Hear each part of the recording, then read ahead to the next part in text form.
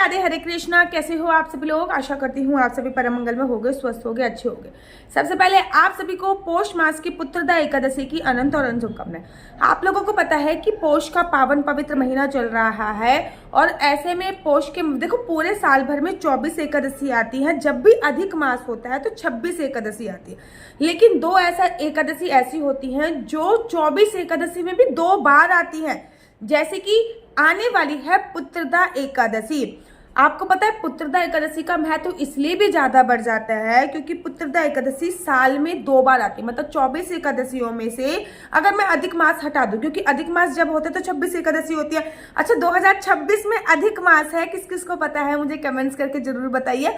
और ये जो 24 एकादशी में से जो पुत्रदा एकादशी है वो साल में 2 बार आती है, तो इसका महत्व इसलिए भी बढ़ जाता है। अच्छा, ये पुत्रदा एकादशी को ही वैकुंठ एकादशी बोलते हैं और वैकुंठ एकादशी पर ही श्रीधाम वृंदावन में स्थित वैकुंठ दरवाजा जो है वो खुलता है, जो कि रंगजी मंदिर में स्थित है।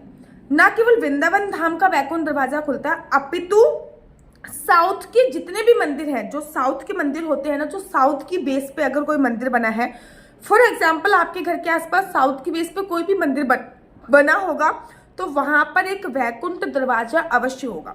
तो इस एकादशी को वैकुंठ एकादशी के नाम से भी संबोधित किया जाता है। ऐसा बोला जाता है इस एकादशी पे वैकुंठ दरवाजे से जो भी निकलता है, भगवान निकलते हैं, पहले भगवान जी की सवारी निकाली जाती है, फिर इस दरवाजे से वैकुंठ एकादशी पे जो भी निकलता है उसके भैया वारे न्यार हो जाते हैं। संतान प्राप्ति चाहते हो, संतान नहीं हो रही है, संतान हमेशा बीमार रहती है, संतान की आयु लंबी नहीं है, पढ़ाई में अच्छी नहीं है, विवाह नहीं हो रहा है, बच्चे नहीं हो रहे हैं, संतान में आपस में प्रेम नहीं है, अरे बहुत सारी बातें होती हैं, तो आपको रखना चाहिए पुत्रदा एकादशी का व्रत। पुत्रदा एकादशी का व्रत रखने से न केवल आपको योग्य संतान की प्राप्ति होती है, अपितु आपकी संतान पे आ रही आदि व्याधि ये सब भी दूर हो जाती है। अच्छा, अब पुत्रदा एकादशी में हमेशा कहती हूँ कि भैया साल में 2 बार आती है, दोनों एकादशी का व्रत रखो। केवल जो लोग केवल और केवल संतान की प्राप्ति के लिए भी अगर आप वैसे एकादशी का व्रत नहीं रखते, वैसे तो मैं कहती हूँ कि एकादशी का जो व्रत होता है वो व्रतों का राजा होता है और आपको एकादशी का व्रत अवश्य रखना चाहिए। लेकिन अगर आप एकादशी का व्रत नहीं भी रखते हो तब भी आप लोग पुत्रदा एकादशी का व्रत संतान प्राप्ति के लिए अवश्य रखिए। महाराज, कलयुग महीना महिलाओं के इजीली बच्चे नहीं हो पा रहे हैं, तो आप पुत्रदा एकादशी का व्रत रख के शीघ्र संतान की प्राप्ति करा सकते हो। एकादशी का जो व्रत होता है वो त्रिदिवसीय व्रत की श्रेणी में आता है। अब 3 दिन तक व्रत नहीं होते, 3 दिन तक व्रत के कुछ नियम होते हैं। अच्छा, व्रत के क्या क्या नियम है? जैसे कि एकादशी से 1 दिन पहले की जो तिथि होती है उसको दशमी बोलते हैं, एकादशी के 1 दिन बाद की जो तिथि होती है उसको द्वादशी बोलते हैं। तो 10वीं तिथि पर लहसुन, प्याज, मांस, मदिरा का सेवन नहीं करना। 10वीं तिथि पर किसी भी प्रकार का शाम को सूर्यास्त के बाद भोजन नहीं करना, संभोग क्रिया नहीं करनी है, पृथ्वी शयन करना है, ठीक है ना। ये 10वीं तिथि के कुछ नियम होते हैं। फिर एकादशी वाले दिन सुबह सुबह पानी में गंगा जल डाल के स्नान कीजिए। उसके बाद पौष के महीने में सूर्य भगवान की पूजा अर्चना वंदना करने का बड़ा विशेष महत्व है। सूर्य भगवान को जल समर्पित कीजिए। अच्छा, सूर्य भगवान को जब भी जल समर्पित करते हैं तो एक लोटा लीजिए, लोटे में तांबे का लोटा होना चाहिए, थोड़ा सा गुड़ डालिए, थोड़े से चावल डालिए और थोड़ा सा लाल वाला जो चंदन होता है ना, वो लाल वाला चंदन डालिए। उसके बाद सूर्य भगवान को जल दीजिए। ओम सूर्याय नमः, ओम सूर्याय नमः। या तो आप सूर्य भगवान के 12 मंत्रों का जाप भी बोल सकते हो। ओम सूर्याय नमः, ओम हिरण्यगर्भाय नमः, ओम पूषणे नमः, ओम रवाय नमः, ओम खगाय नमः। तो सूर्य भगवान के 12 मंत्रों का जाप भी कर सकते हो, नहीं तो आप सिंपली ओम सूर्याय नमः का जाप करते हो। पौष के महीने में सूर्य भगवान को जल देने से आपकी कुंडली में सूर्य का अगर नीच स्थान पे होता है तो वो उच्च स्थान पे चलता है। सूर्य भगवान जब उच्च स्थान पे होते हैं ना, देखो तो क्या होता है, समाज में मान सम्मान, प्रतिष्ठा, रुका हुआ काम होना, हड्डियों में दर्द वगैरह की प्रॉब्लम होना, स्किन ग्लो नहीं करी, तो समझ लीजिए सूर्य कहीं ना कहीं नीच राशि पे है। तो ये सब चीजें मिलती हैं।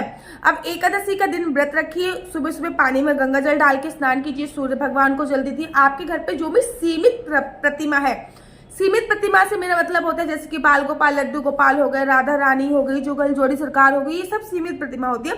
इन सबको उठाइए, स्नान कराइए। नियम बांध लीजिए कि भैया मैं एकादशी वाले दिन इनको पंचामृत से ही स्नान कराऊंगी। उसके बाद एकादशी की छोटी सी पुस्तक होती है, उस पहले संकल्प लीजिए फिर कथा पढ़िए। संकल्प में आपको क्या लेना है, वैसे तो मैं मोस्टली बोलती हूँ कि संकल्प के लिए चावल का उपयोग किया जाता है, लेकिन अगर चावल ना हो और एकादशी पे हम चावल का उपयोग करते नहीं तो हम संकल्प के लिए लौंग और सुपारी लेते हैं, 1 या 2 का सिक्का लेते हैं। इसमें से सुपारी कंपलसरी होती है और 1 या 2 का सिक्का, बाकी लौंग इलायची कितना भी आप एडिशनल में कर सकते हैं। लौंग आप मैंने 1 इलायची ले ली, 1 या 2 का सिक्का ले।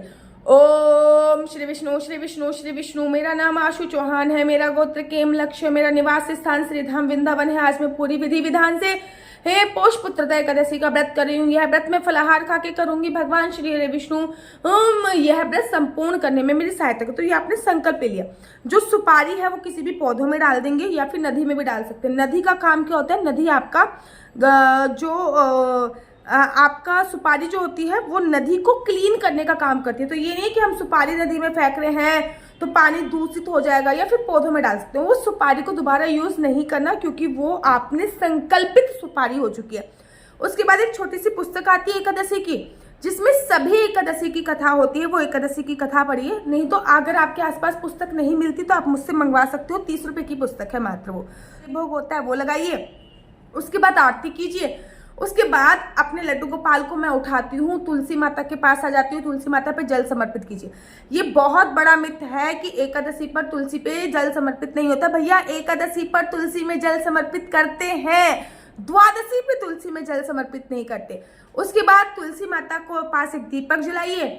तुलसी माता की अगर आप डेली 4 परिक्रमा करते हो तो उस दिन 11 परिक्रमा कर दिए। उसके बाद तुलसी माता के पास बैठ के अपने मंत्रों का जाप कीजिए। अगर आपके पास आपका गुरु का मंत्र है, इससे सर्वोत्तम तो कुछ हो ही नहीं सकता, लेकिन गुरु का मंत्र नहीं है तो फिर आप लोग ऐसा कर सकते हैं कि आपके जो भी राधा राधा राधा राधा राधा का जाप कर सकते हैं, या फिर हरे राम राम राम हरे हरे, हरे कृष्णा कृष्णा कृष्णा हरे हरे का जाप कर सकते हैं। अन्यथा आप ओम नमो भगवते वासुदेवाय का भी जाप कर सकते हो। ये जो मंत्र है ना, ये बहुत पावरफुल मंत्र होते हैं, इनका जाप कर सकते हो। उसके बाद देखो एकादशी वाले दिन किसी की निंदा चुगली इत्यादि नहीं करनी, दिन में सोना नहीं होता, जितना ज्यादा हो सके भगवान के नाम का सिमरन करना होता है। विष्णु सहस्त्रनाम यूट्यूब पे चला लीजिए। उसके बाद आपके डेली नित्य नियम के जो भी कार्य होते हैं, भगवान के नित्य नियम के डेली जो भी कार्य होते हैं, आप वो कीजिए। बस विष्णु सहस्त्रनाम चला लीजिए। उसके बाद दिन में सोने की मनाही होती है। बड़े सारे लोग ना एकादशी में दिन में सो जाते हैं, एकादशी में दिन में नहीं सोना होता। देखो एकादशी का अर्थ होता है 5 कर्मेंद्रियां, 5 ज्ञानेंद्रियां और एक मन को भगवान के प्रति समर्पित करना ही एकादशी होता है।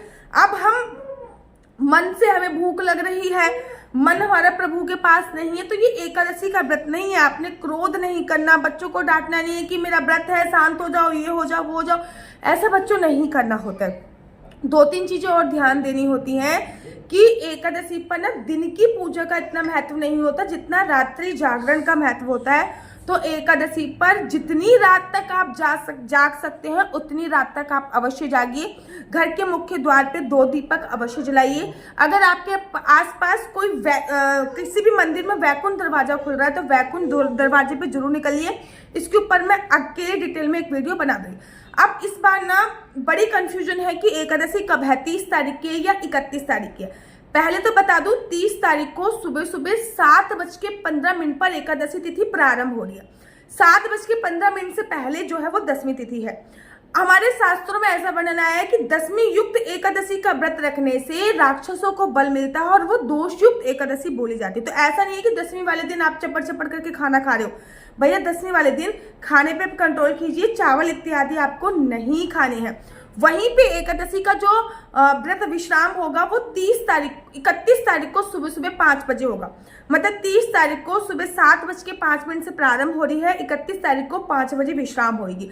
अगर मैं बात करूं कि व्रत हमें दोनों दिन में से कौन से दिन रखना है, तो व्रत भैया हमें 31 तारीख को रखना है, क्योंकि 10वीं युक्त एकादशी जो होती है वो दोष युक्त होती है। लेकिन 30 तारीख को भी आपको जितना अन्न कम खाओगे उतना ज्यादा अच्छा है। चावल का सेवन बिल्कुल नहीं करना। जो लोग केवल मेरी वीडियो इसलिए देखते हैं, दीदी मुझे बस ये बता दो चावल कब नहीं खाना, तो चावल आपको 30 को नहीं खाना।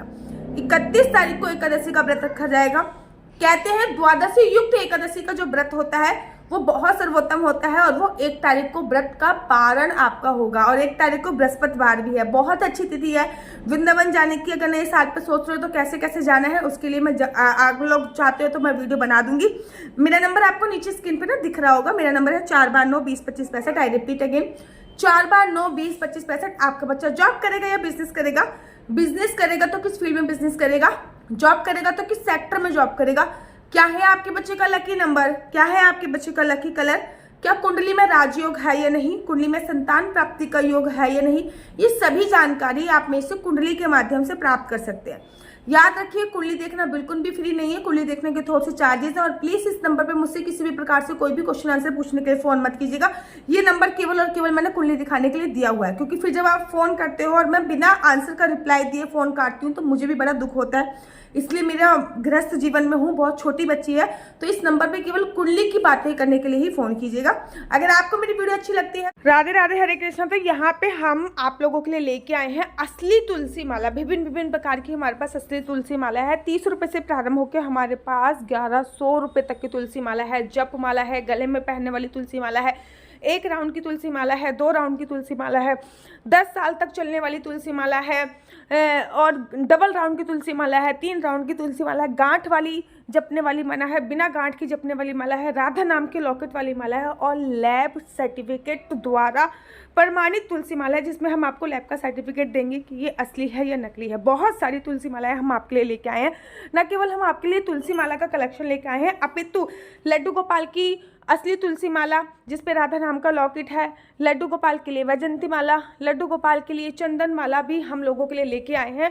और लड्डू गोपाल की तीनों माला का सेट है, तुलसी माला, चंदन माला और वैजंती माला का सेट भी लेके आए हैं। साथ ही के साथ हम आपके लिए रुद्राक्ष के असली ब्रेसलेट, पानी में डालने वाला रुद्राक्ष, 1 मुखी रुद्राक्ष से लेकर 14 मुखी रुद्राक्ष तक हमारे पास सारे लैब टेस्टेड रुद्राक्ष अवेलेबल हैं। आप हमसे ओरिजिनल रुद्राक्ष मंगा सकते हैं। ना केवल हमारे पास रुद्राक्ष अवेलेबल है, अपितु हमारे पास कानों में पहनने वाले राधा नाम के असली तुलसी के इयरिंग्स भी उपलब्ध हैं, जो कि अलग अलग डिजाइन, अलग अलग तरीके से आप लोगों को प्राप्त हो जाएंगे। ये राधा नाम के असली तुलसी के कानों के इयरिंग्स हैं और इसमें बहुत सारी वैरायटी हमारे पास उपलब्ध है। आप जल्दी से जो नीचे नंबर दिया गया है उस पर संपर्क करके अपनी चॉइस से कोई भी राधा नाम के इयरिंग्स अपने लिए ले सकते हैं। उनके प्राइस बहुत ही सस्ते हैं। 150 रुपये से फ्री हो 150 रुपये से स्टार्ट होकर मात्र 200 रुपये तक है। और यह है राधा रानी और भगवान श्री कृष्ण जी के चरण, जो आपको अपने मंदिर में जरूर और विभिन्न प्रकार की अलग अलग तुलसी मालाएं आप लोगों के लिए उपलब्ध है। 30 रुपये से प्रारंभ होकर 1300 रुपये तक की तुलसी मालाएं आप लोगों के लिए उपलब्ध है। हम आप लोगों के लिए लेके आए हैं श्रीधाम वृंदावन की रज। 8 प्रकार की रज इसमें उपलब्ध है। न केवल एक सेवा कुंज की, निधि कुंज की, ललिता कुंड की, राधा कुंड की, कृष्ण कुंड की, निधि वन की, यमुना जी की, 8 जगह की ब्रज रज इसमें आपको उपलब्ध हो जाएगी। ऑर्डर जल्दी से जल्दी नीचे दिए गए नंबर पर करिए, हमारे पास लिमिटेड स्टॉक है। राधे राधे है तो आप अपना यूट्यूब चैनल हरि बोल को लाइक शेयर सब्सक्राइब करना बिल्कुल भी मत भूलिए। आपका एक शेयर मुझे मोटिवेट करता है कि हाँ, आपका एक लाइक मुझे मोटिवेट करता है कि मैं और वीडियो बनाऊं। राधे राधे हरे कृष्णा हरि बोल। आप सभी को ओ पुत्रदा एकादशी, जिसको वैकुंठ एकादशी भी बोलते हैं, उसकी अनंत और शुभकामनाएं।